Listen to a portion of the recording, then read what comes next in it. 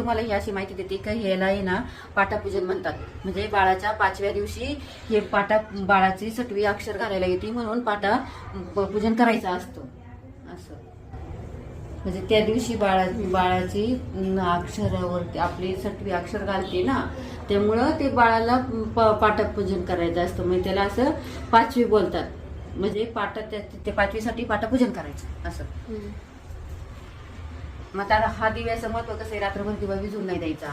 कारण हा जर दिवा विझून दिला तर मग शास्त्र कसं आहे का, मग ते 6वी आता येते ना, आज रात्री येते 5वीच्या दिवशी. मग ते जर दिव्यात विझवला तर अंधार पडतो. मग अंधार पडला तर मग तिला ते कपाळावरती न्यायला दिसत नाही, म्हणून हा दिवा विझून नाही द्यायचा असं शास्त्र आहे त्याचं. म्हणून आपण जे काय म्हणतो ना, दिवा रात्रभर विझून नाही द्यायचा, मग त्याचं शास्त्र असं आहे. मग ती 5वीच्या दिवशी कुठल्याही बी काही असो, ती बाळाला 6वीला अक्षर घालायला येतं ना, मग त्याला ते लिहायला दिसलं पाहिजे, म्हणून तो दिवा विझून नाही द्यायचा. मग दिव्याचं शास्त्र असे. हे ना, हे जे बळीराम काढलेत ना, याला बळीराम बोलतात. ते ना बाळाचं हे ना रखवालदार असतात. म्हणजे संरक्षण करण्यासाठी, ते संरक्षण करण्यासाठी का, म्हणजे हे आता 12 दिवस आपली बाळंतीन बाई आहे, बाळ छोट आहे म्हणून मग ते बाळाचं संरक्षण 12 दिवस ते करीत असतात. आणि 12व्या दिवसानंतर मग त्यांचं विसर्जन करायचं.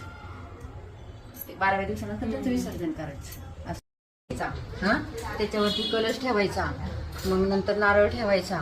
मग त्याच्यानंतर हे त्याचं पाट्याचं सामान असतं, वाळू, परत साभरकांड, लिंबाचा पाला, डाळिंबाचा पाला, आणि हे बघ ही माऊली, तुला दाखवतो थांब. हे बघ ही माऊली, हे ठेवायची.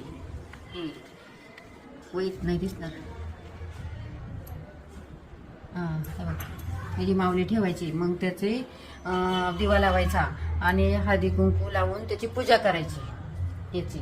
आणि नंतर कोरी वही घ्यायची, त्याच्यावरती सरस्वती काढायची आणि ओम श्री गणेशा त्या वहीवरती लिहायचं आणि त्याची पूजा करायची. त्याच्यावरती दक्षिणा